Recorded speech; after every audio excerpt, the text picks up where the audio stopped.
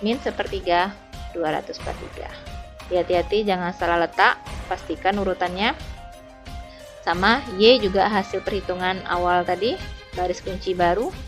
Ini hasilnya 2 per 3, 1, 0, sepertiga, 1000 per 3. Kita tampilkan di tabel, kita pindahkan saja. Oke, dengan cara yang sama dengan tabel pertama tadi, mencari ZC. Berarti kalikan kedua ini lalu jumlahkan. Nah, karena ini pengalinya 0, gampang, berarti ini nggak usah kita hitung. Langsung saja 90 kali 2 per 3. 90 kali 2 per 3, hasilnya 60. Tapi dalam penulisan tetap ditulis ya. Ini proses perhitungannya dituliskan sehingga Anda lebih memahami konsep metode sintak ini. Selanjutnya 0 kali 0 tambah 90 kali 1. Udah langsung aja 90 kali 1, 90. 0 kali 90, 0. Yang atas nggak usah kita hitung. Tapi secara penulisan tetap Ibu tuliskan. Namun dalam perhitungan kita langsung saja. Kenapa? Karena ya di atas perkaliannya terhadap 0. Berarti 90 kali 1/3, 30. 90 kali 1000 per 3, 30.000. Itulah pencarian ZC ya. Sekarang baris Z kurang ZC dengan cara yang sama. Berarti Z ini, ZC yang ini. Nah, ini dia. Berarti 80 kurangi 60, 20. 90 kurang 90, 0. 0 dikurangi 0, ya 0. 0 dikurangi 30, min 30. Jadi ini diperhatikan perhitungannya, hati-hati. Nah, selesai tabel kedua simplex kita. Langkah berikutnya kita melakukan pengulangan. Jadi kita ulang-ulangi langkahnya. Dari mana langkah ketiga? Langkah ketiga apa? Tentukan lagi kolom kunci, baris kunci, elemen kunci. Lakukan lagi iterasi. Jadi perbaiki tabel-tabelnya sehingga kapan kita berhenti? Ketika baris Z kurang ZC tidak ada lagi nilai positif terbesar. Jadi tidak ada lagi dia nilai positif terbesar, itu kita berhenti. Artinya tabel sudah optimal. Ya, kita kembali yang tadi. Mencari kolom kunci berarti. Mencari kolom kunci, perhatikan baris Z kurang ZC ini. Adakah nilai positif terbesar? Ups, ada. Ini dia, 20. Maka X merupakan kolom kunci. X merupakan kolom kunci. Jadi kolom kuncinya X ya. Kenapa? Karena dia memiliki nilai positif terbesar dibandingin yang lain pada baris Z kurang ZC ini. Oke, selanjutnya untuk mencari baris kunci, tampilkan kolom baru, tambahan dari tabel kedua tadi. Tambahkan saja di tabel kedua. Gimana caranya? NK bagi dengan ini, angka nih. Angka di kolom kunci yang bersesuaian. Maka 200 per 3 dibagi sepertiga. Hati-hati ya, ini perhitungan pecahan. Jadi kalau pecahan dibagi pecahan, dikali hasilnya, tapi posisi dibalik. Jadi dikali 3 per 1, udah coret-coret tinggal 200. Jadi ini perhitungan tolong dibiasakan kembali bagaimana perhitungan sekolah dulu, pembagian pecahan. Oke, dapat NK per KC 200. Selanjutnya kolom ini yang barisan ini 1000 per 3 dibagi dengan 2 per 3 ya. Ini dikali dengan 3 per 2 kalau digantikan jadi pecahan, pembagian pecahan jadi kali 2 per 3 per 2, jadi posisi terbalik. Akibatnya 1000 bagi 2, 500. Tolong Anda kuasai kembali perhitungan pecahan pembagian karena ini konsep sekolah. Selanjutnya mencari baris ZC berarti nilai positif terendah. Ini dia. Akibatnya S1 merupakan baris kunci, sedangkan sepertiga merupakan elemen kunci. Kenapa? Karena pertemuan antara baris kunci dan kolom kunci. Oke, selanjutnya lakukan iterasi menggunakan metode Gauss-Jordan tadi. Yang kita ubah pertama kali adalah yang baris kunci. Ini baris kunci. Maka S1 diganti dengan X. S1 sebagai variabel keluar, X sebagai variabel masuk. Jadi nanti ini terganti dengan X ya. Dan Y tetap. tetap Y perhitungannya dengan rumus yang sudah kita lakukan tadi. Jadi sama proses perhitungannya. Berarti X sama dengan, karena dia baris kunci baru, baris kunci lama dibagi elemen kunci. Baris kunci lama dibagi elemen kunci. Baris kunci lama ini dari posisi kolom X ya. Sepertiga, 0, 1, min sepertiga, 200 per 3. Sampai situ ini nggak masuk NK per KC, nggak masuk dalam perhitungannya. Oke, selanjutnya ini tadi ya, sepertiga, 0, sepertiga, 1, min sepertiga, 2 sepertiga. Kita bagi dengan elemen kunci kita itu sepertiga. Udah, bagikan dengan cara biasa masing-masingnya. Sepertiga bagi sepertiga ya 1, 0 bagi sepertiga 0, dan seterusnya ya. Lihat perhitungan biasa. Selanjutnya baris yang lain siapa? Y tadi, maka di sini Y baru. Sama dengan Y lama dikurang nilai kolom kunci dikali baris kunci baru. Dilakukan nilai kolom kunci dikali baris kunci baru dulu. Nilai kolom kuncinya yang mana? Ini 2 per 3. Kenapa? Karena dia berada di posisi kolom kunci dan di baris Y. Maka ini 2 per 3. 2 per 3 sumbernya di situ. Kita kali dengan baris kunci baru yang ini. Nah, lakukan perhitungannya masing-masing. 2 per 3 kali 1, 2 per 3. Ya, di masing-masing dicari perhitungannya. Di 2 per 3 kali 1 hasilnya 2 per 3.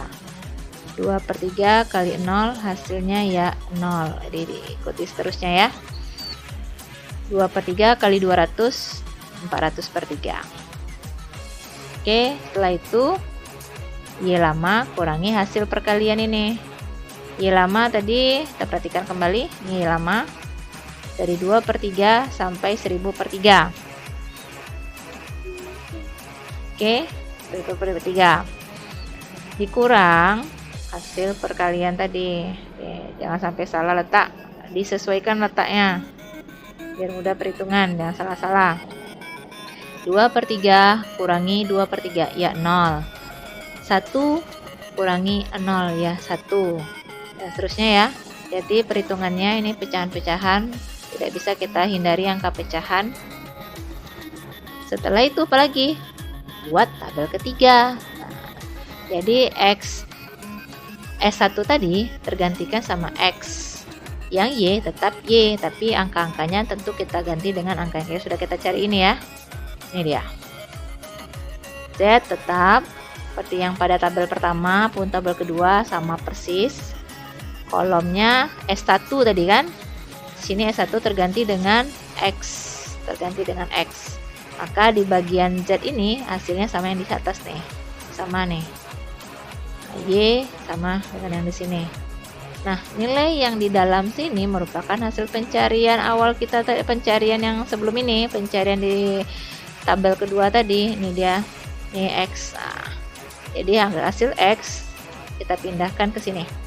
1, 0, 3, min 1, 200. Yang Y juga seperti itu. Yang ini hasil yang di bawah nih.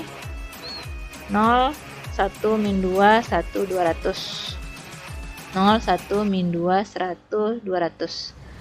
Kita pindah-pindahkan saja, hati-hati dalam perpindahan. Sama pencarian ZC. Jadi di sini pengulangan-pengulangan perhitungan saja kita lakukan. Dengan kuasai konsep, Anda melakukan perhitungan dengan tepat, insya Allah bisa dapat hasilnya. Jadi melatih terus dengan cara berhitung ulang-ulang ya. ZC dapat dari mana? 80 kali 1, 90 kali 0. Jumlahkan. 80 kali 1, 80. 90 kali 0, 0. Berarti ya 80 tambah 0, 80. Berikutnya 80 kali 0, 0. 90 kali 1, 90. Jumlahin ya 90. Oke ya. Terakhir yang di sini langsung. Berarti 80 kali 200. 80 kali 200 ditambah 90 kali 200. Silakan dihitung. Hasilnya 34.000. Mencari Z kurang ZC-nya. 80 kurang 80, 0. 90 kurang 90, 0. 0 dikurang 60. min 60. Hati-hati perhitungan negatif. 0 dikurang 10 min 10. Sudah dapat hasil Z kurang ZJ masing-masing kolomnya. Sekalian apa lagi? Lakukan tahap selanjutnya apa? Kan masih kita lakukan. Apa tahap ketiga kita ulangi, yaitu mencari baris kolom kunci dulu, baris kunci dan elemen kunci. Kita perhatikan adakah nilai positif terbesar? 0, 0, min 60, min 10. Oh, tidak ada lagi nilai positif terbesar. 0 bukan nilai positif ya, 0 netral. Jadi 0 bukan nilai positif, bukan juga nilai negatif, maka nilai netral ya. Tidak ada lagi positif terbesar, akibatnya kita tidak bisa menentukan kolom kunci. Kalau kolom kunci nggak bisa dikerjakan, bagaimana bisa menentukan baris kunci dan langkah seterusnya. Sehingga ini sudah tabel optimal. Jadi tabel optimal dalam permasalahan kita di tabel ketiga. Bagaimana cara membaca solusinya, membaca kesimpulan? Membaca kesimpulannya, perhatikan X dan Y-nya yang di bawah Z. Berarti nilai X, lihat langsung ke nilai kanan.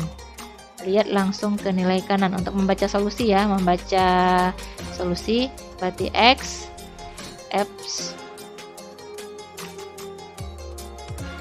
dari sini.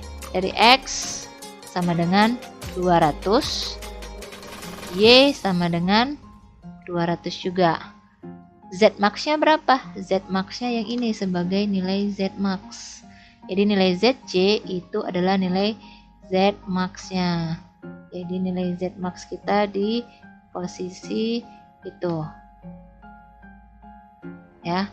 Ini nilai Z max-nya dari ZC. Itu kan kita baru membaca X-nya berapa, Y-nya berapa ya, dan Z-nya berapa. Untuk mencapai kesimpulan, kembalikan ke soal cerita. Karena tidak dapat menentukan kolom kunci, maka tabel ketiga ini memperoleh tabel optimal. Sehingga, nih tadi yang Ibu bacakan. Kesimpulannya, Ibu memproduksi kue 1. Kenapa kue 1-nya? Karena kita sudah mendefinisikan awal tadi kalau X adalah kue 1 dan Y adalah kue 2, sedangkan Z adalah keuntungan maksimum. Sehingga jawabannya sama dengan metode grafik yang sudah kita lakukan di pertemuan sebelumnya. Diperoleh solusi optimalnya sama ya, 200-200. Ini kenapa disamakan? Membuktikan bahwa metode grafik maupun metode simplex dikerjakan menghasilkan solusi yang sama. Demikian pembahasan untuk kasus maksimum metode simplex. Permasalahan dengan sederhana ini 2 variabel. Kalau 3 variabel juga bisa diselesaikan dengan metode simplex. Logikanya sama dengan 2 variabel, maka contoh ini Bu pakai contoh yang 2 variabel saja untuk melakukan metode simplex, sehingga kita dapat membandingkan dengan metode grafik, hasilnya sama seperti metode simplex yang sudah kita lakukan perhitungannya. Oke, demikian dulu. Silakan Anda ulang-ulang. Jika ada pertanyaan, silakan tanyakan, hubungi Ibu dan ajak Ibu diskusi ya. Demikian. Assalamualaikum warahmatullahi wabarakatuh.